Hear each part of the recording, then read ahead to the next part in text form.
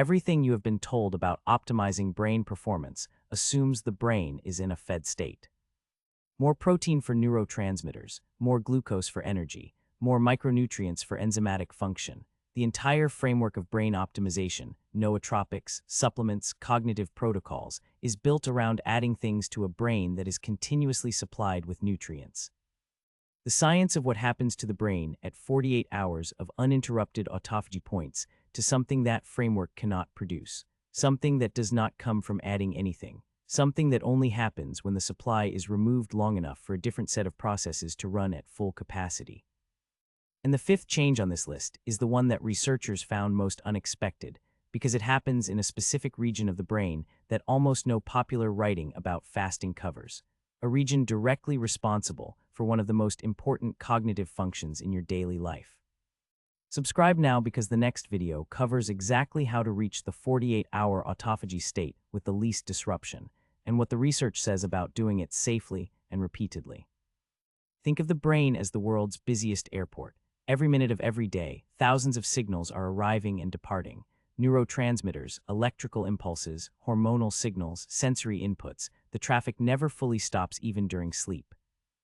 In a working airport that never closes, maintenance becomes a problem. The terminals accumulate debris. The runways develop microfractures. The equipment degrades from constant use without adequate repair windows. The maintenance crew exists and is capable, but they can only fully access a terminal when traffic is low enough to let them in.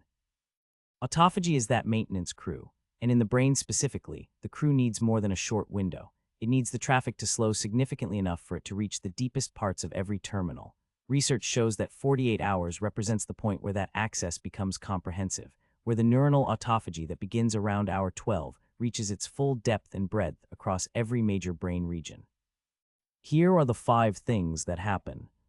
Number 1, neuronal autophagy reaches its maximum measurable depth. Allerzi and colleagues published a study in the journal Autophagy measuring exactly what happens to neurons when the fasting window extends to 48 hours. Using transgenic mice expressing a fluorescent autophagosome marker, the researchers were able to observe autophagy activity in brain tissue directly. The finding was unambiguous. 48 hours of food restriction induced profound neuronal autophagy, a qualitatively and quantitatively different level of cellular cleanup than what was observed at the 24-hour mark. The distinction matters. At 24 hours, neuronal autophagy is active and measurable. At 48 hours, it is categorically deeper. The autophagosomes are forming in greater numbers, the lysosomal degradation of cellular debris is more extensive, and the cleanup is reaching structures that shorter fasting windows do not access. The practical significance: the misfolded proteins, oxidized mitochondria, and aggregated cellular debris that accumulate in neurons over years of continuous use are being processed at a rate and depth that no fed-state protocol can replicate. The airport maintenance crew has full access to every terminal, and they have been working for 2 full shifts. Number 2, BDNF reaches levels that alter synaptic architecture. Brain-derived neurotrophic factor is the protein most directly associated with neuroplasticity, the brain's capacity to form new connections, strengthen active pathways, and clear weak ones. It supports neuronal survival, synaptic remodeling, and resilience against oxidative stress. Research published in Frontiers in Nutrition in 2026, reviewing the mechanisms of intermittent fasting on brain function, confirmed that fasting significantly upregulates BDNF through multiple pathways. AMPK activation, mTOR suppression, and the reduction of neuroinflammatory load all contribute to BDNF elevation during extended fasting. A separate study published in Scientific Reports in 2026 measuring BDNF in fasting rats found that intermittent fasting significantly increased BDNF expression in brain tissue compared to controls, alongside measurable improvements in cognitive function on behavioral tests. At 48 hours, the BDNF elevation is not a brief spike. It has been sustained across 2 days of metabolic signaling. The synaptic architecture of the brain is not static. It responds to BDNF levels. Sustained BDNF elevation at this magnitude represents a window where the brain is actively remodeling its connection strength in ways that brief daily fasting windows cannot sustain long enough to produce. The airport is not just being cleaned. The most used runways are being repaved, and the least used ones are being assessed for consolidation. Number 3, microglial activity shifts from inflammatory to regenerative. Microglia are the brain's resident immune cells. Under normal conditions, a subset of microglia remain in a low-level activated state, producing inflammatory cytokines as part of routine immune surveillance. This baseline neuroinflammation is a normal part of brain function, but when it chronically exceeds a threshold, it begins interfering with synaptic function, reducing cognitive performance, and accelerating cellular aging in neurons. Research published in Frontiers in Nutrition in 2026 found that intermittent fasting decreases microglial activation and reduces proinflammatory markers in the brain. The mechanism runs through the suppression of the NLRP3 inflammasome, one of the primary triggers of neuroinflammatory signaling, by autophagy activation and the anti-inflammatory effects of elevated ketones. At 48 hours, this microglial shift is sustained and comprehensive. The brain's immune environment is fundamentally quieter. The inflammatory noise that continuously competes with cognitive signal processing has been reduced across every region. The air traffic controllers in the airport can finally hear the signals clearly. A study published in PMC measuring the effects of intermittent fasting on neuroinflammation and memory found that fasting attenuated inflammatory responses in the hippocampus and measurably protected against memory impairment caused by an induced inflammatory challenge. The fasting group's brains were not just less inflamed, they were more resistant to subsequent inflammatory insult. Number 4, the brain runs almost entirely on ketones. By hour 36 to 48, the brain's fuel supply has shifted predominantly to beta-hydroxybutyrate, the ketone produced by the liver from stored fat. This is not simply an alternative fuel. The research suggests it is in several respects a superior one for certain aspects of neurological function. Beta-hydroxybutyrate bypasses the insulin-dependent glucose uptake mechanism that governs most neuronal energy supply in the fed state.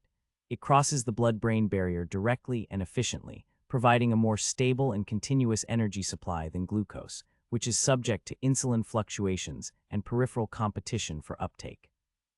Research consistently shows that ketone utilization in the brain is associated with reduced oxidative stress in neurons. Ketone metabolism generates fewer reactive oxygen species than glucose metabolism through the same energy pathways. The hippocampus, the region most critical for memory consolidation and spatial navigation, responds particularly strongly to ketone availability. Multiple studies have found that hippocampal function specifically improves in ketogenic conditions, a finding consistent with the elevated performance reported by people who reach deep ketosis during extended fasting. At 48 hours, the brain is not running on a backup fuel. It is running on a cleaner fuel in a cleaner environment, lower inflammation, higher autophagy activity, higher BDNF, all simultaneously. Number 5, region-specific clearance compounds in the hippocampus. This is the finding that most popular writing about fasting and brain health does not cover, because it requires understanding not just that autophagy happens in the brain, but where it happens with greatest intensity and greatest consequence. A study published in Science Direct in 2021 specifically assessed the region-specific effects of a 48-hour fasting protocol on autophagy activity across different brain regions in vivo. The finding, autophagy activity was not uniform across the brain. Different regions showed different levels of autophagy engagement. And the hippocampus, the memory consolidation center, showed specific neuroprotective effects from the 48-hour fasting protocol that were distinct from the cortex. The hippocampus is also the region that accumulates misfolded protein aggregates at the earliest stage of age-related cognitive decline. It is the region most vulnerable to the inflammatory load described in change number 3, and it is the region where BDNF effects on synaptic plasticity are most consequential for daily cognitive function. The compound effect at 48 hours is specifically relevant to the hippocampus. Maximum depth of neuronal autophagy clearing misfolded protein accumulations that shorter fasts do not reach, combined with maximum sustained BDNF elevation supporting synaptic remodeling in an environment of reduced microglial inflammation with a clean and stable ketone-based energy supply. All 4 changes converging in the region of the brain most critical for the cognitive functions that decline earliest with age. The maintenance crew has had full access to the most important terminal for 2 complete shifts.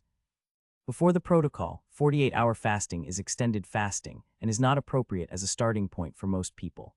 If you have diabetes, a history of disordered eating, kidney or liver disease, cardiovascular conditions, are pregnant or breastfeeding, or take ongoing medication, speak with your doctor before attempting any extended fasting protocol.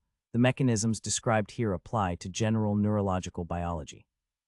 This content does not treat or diagnose any specific condition. Electrolyte management during extended fasting is critical. Sodium, potassium, and magnesium all need to be maintained throughout the fast. The practical entry point for the 48-hour autophagy state is not to go directly from a standard diet to a 2-day fast. The research on extended fasting consistently shows that prior experience with consistent shorter fasting windows, 14 to 16 hours daily, maintained for several weeks, substantially reduces the difficulty of extending to 48 hours and reduces the cortisol elevation that can complicate the benefits for people who attempt it without metabolic preparation. The airport that has never had maintenance closes a terminal for 2 days, and the disruption is massive. The airport that has had regular overnight maintenance for months closes a terminal for 2 days, and the crew knows exactly where to start and what to prioritize. If this changed how you think about what the brain is capable of in extended autophagy states, subscribe and leave a like. Tell me in the comments, had you ever thought about fasting specifically for brain function rather than fat loss, and what was the longest you have ever fasted? Next video, the exact protocol for reaching the 48-hour autophagy state, including the preparation window, the electrolyte framework, and what the research says about how often it can be safely repeated.